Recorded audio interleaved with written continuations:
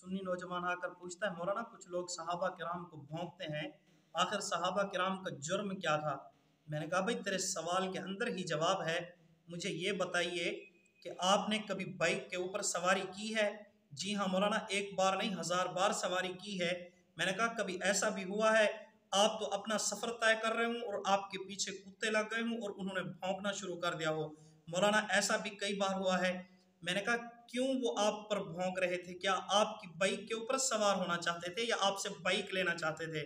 کہتا ہے مولانا نہ تو وہ میری بائک لینا چاہتے تھے نہ ہی میری بائک کے اوپر سوار ہونا چاہتے تھے، پھر بھائی انہوں نے بھونکنا کیوں شروع کیا ہے؟ جی ان کی عادت کی مجبوری تھی، لہٰذا وہ اپنی عادت پوری کر رہے تھے۔ میں نے کہا یہی تیرے سوال کا جواب ہے، کچھ لوگ صحابہ کرام کو نہ تو صحابیت والے مرتبے سے اتار سکتے ہیں نہ ہی صحابہ کرام کو جنت سے نکال سکتے ہیں، لیکن صحابہ کرام کو بھونکنا ان کی عادت ہے، ان کی مجبوری ہے، لہٰذا عادت بچپن سے 55 تک چلتی ہے، لہٰذا صحابہ کرام کو بھونکنا ان کی عادت کی مجبوری ہے، اسی لیے صحابہ کرام کو بھونکتے ہیں۔